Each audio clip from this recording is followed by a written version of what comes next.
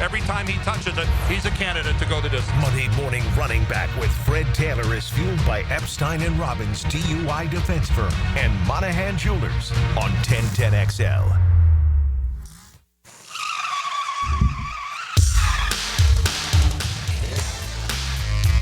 All right, welcome back to the show. We might have Prosser Free Radio, no Jeff today, but we do have Fred. And I'll make that trade any day. Freddie T joining us on the program. Good morning, Fred. How are you, sir? Hey, I'm great. Remember, you said it. I did it. I said it. Don't worry. I'll handle this. Good. Hey. Yes. Oh, Prosser, that's my guy, man. I know. You can't be talking about him like that. He's a legend around these parts. Good to catch up with you, Fred. Tell me, let me ask you a question. Does it matter, like when you were a player, what was your relationship with a general manager? You know, in my younger days, I really didn't understand it. I thought the business was the business and, you know, the ball was the ball. Mm-hmm. And I really didn't communicate effectively with that end of the building. Mm-hmm. You know, I always said let the agent handle the business Right. and all that stuff. But really, you know, as I started to grow and develop and understand things, you start to develop, you know, those relationships with the GM but still, there was a period there where I didn't even know who the GM was in the Right. building. Right. Minus Coach Coughlin, who did it all, and you had to see him on a day-to-day anyway. Mm-hmm. But after TC, I mean, I remember Michael Hugh early on did football operations and some stuff and a lot of numbers. But after TC, Michael Hugh, it just gets a little cloudy with me. Yeah, I don't know. Yeah. I didn't have the greatest relationships with our GMs. I mean, do you need to? I don't know that cordial. I don't know that you need to. I mean, cordial. It's good. Yeah. I mean, it's good to have a relationship with everybody in the Right. building. Okay. Quite honestly. And, Mhm. you know, I was always cordial and respectful. And, you know, I understood that people had jobs to do. And if they were, you know, if they were passing in the building from one end to the other, I believe you would be headed to the calf Mhm. to get a meal. Mhm. In those times, it would be, hey, hi, how's it going? How's your day? Okay. And that would be the conversation. Yeah. All right. But, yeah, as you get older, you know, even more so when I left the game, we started to develop, you know, better relationships. For example, like Gene Smith and I, we had a great relationship. Okay. An amazing relationship. And he brought me in to, you know, do some shadowing under his leadership Mm-hmm. in the scouting department there.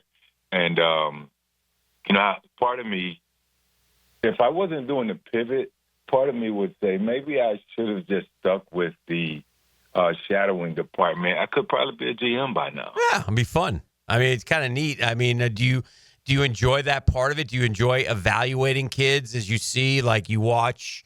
I don't know. Like I would go to you right away and say, okay, what do you think of this running back or whatever? But all positions. I mean, is that something that you were intrigued by?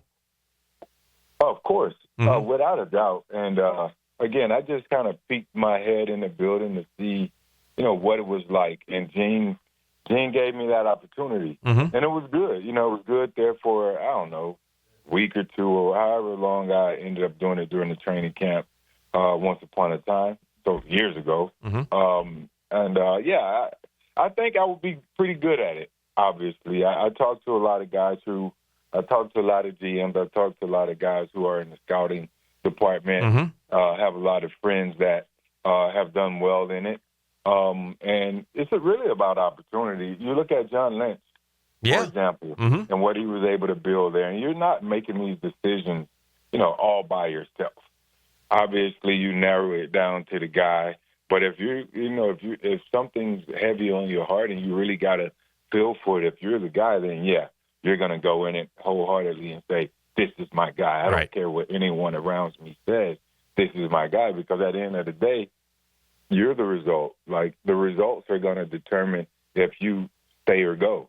So you have to be convicted in your decision making and pull the trigger, right? So, but it's a team effort a lot of times, from the scouts and getting grades and then figuring out, you know, who fits your system the best because it comes down to that too. You don't just grab players, those once in a lifetime players maybe, but yeah, you want to make sure you're getting guys that fit your philosophy, and not, you don't want to get the Tony Basellis of the world who are gonna talk to the new head coach and just blatantly, blatantly show disregard for Freddie's running skills. Nah, I joke, but I received a text. From our coach, from Liam, and basically what the text said was, just wanted to say, "What's up? Love to connect soon." Tony is over here saying the run game was all him. He said, nah. Tony's just singing praises.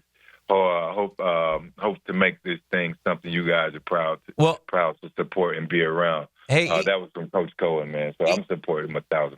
He wants to ask you something, but I wanted to say, I like that Liam Coen has reached out to you. Like he understands. Yeah, I like that he knows the importance of the history of our franchise and the importance of you to our franchise. So I think that's a great sign. That makes me happy.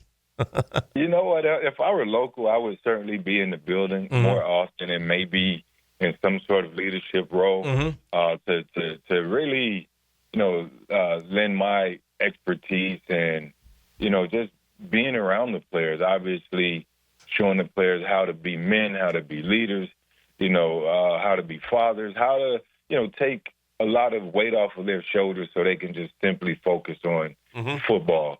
And also, a lot of players don't understand the urgency. They don't understand, they hear it, but they don't understand how small that window is. I played 13 years, and it seems as if I played only 2. Wow. And I wish I had listened to a lot of things earlier on. And in terms of sense of urgency, we always, and I was going to text this to Coach after we wrapped up our conversation, but most times, and this is most people in life, we underestimate how much time we have.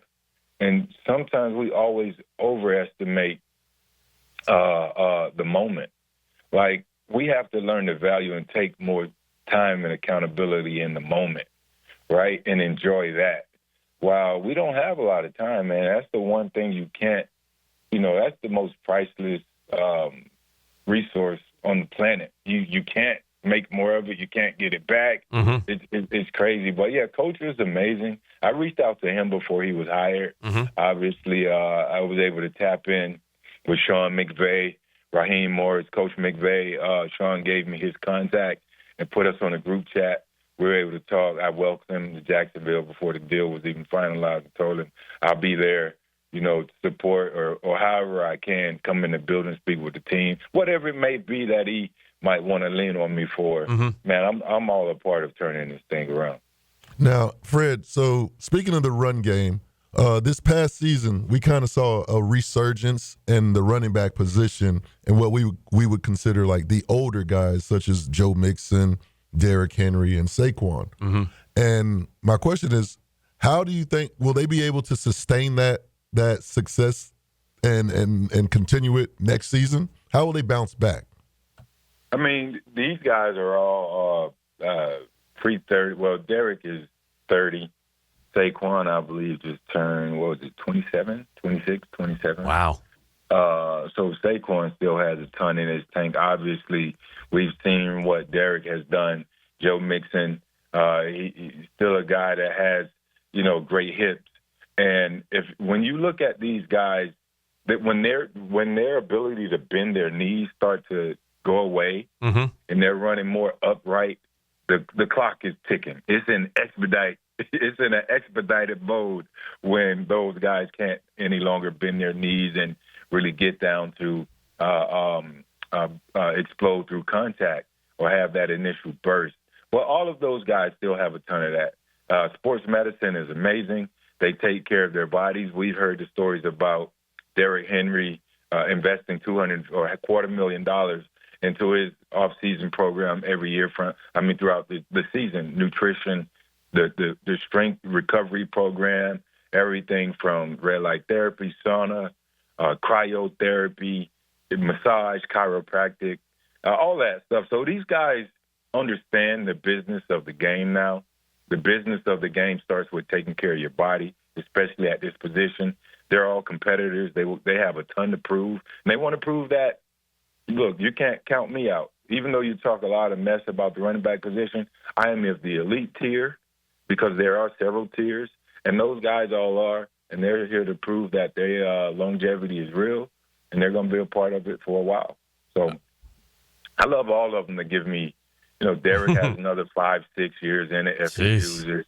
I believe Saquon, obviously, he just got a taste of the good apple, and he's not going to back down. I believe all of them can play well past 35, God forbid any major injuries. Who's the pivot chatting with these days? Who you guys been having on lately? Oh, man. We have a special one coming up soon with young buck Cooper DeJean. Love him, man. I have Coop! That's our boy. That's our guy. We love Coop. Listen, man. Yesterday morning, man, it was just an honor and a pleasure to sit there and just to see this kid come from a small town. Reminded me of myself coming out of Bellblade when his town was smaller, how athletic he is, how talented he is on the field, but how quiet and soft-spoken he is. He just shows up and he makes plays. And, the stereotypes behind the whole notion the white man can't jump. Yeah. The white man can't play DB. I told him yesterday he was a walking contradiction. Because, the kid can go. Yeah. Right? Yeah. He can really go, man. And it takes, it really takes, just to have that mindset that you will not be stopped or you're going to outwork everybody in the building. And he's displayed that and it's paid off. So Cooper's one. We have actually Master P is coming on the show. We was able to get, make him say, we were able to get him on the show when we were in New Orleans. And we have several others Good deal. coming up. So, yeah. We love, man. Freddie, we love Brian Thomas Jr., but before the draft, me and E had a deal where if the Jags drafted Cooper DeJean, I was going to get him a Cooper DeJean jersey, which he was going to wear proudly because we were bringing the cultures together, Freddie. That's what we're all bringing about. the culture together. That's right. Hey, listen, I would rock that jersey proudly. That kid can go. I almost took one up there to get autographed for a buddy of mine who, when I told him we were doing Cooper's, like, wait, can I send your jersey? I'll Uber it over to the place. Like, come on, man. Hey, Fred. I don't harass our guests with autographs. Only if they're for me. That's right. That's right. Now, Fred, speaking of the pivot, can you do something for me? Can you use genuinity in a sentence, please? I don't have a clue what Channing was trying to do there. Other than say he genuinely, he's a genuine person, or he, speaks from the heart.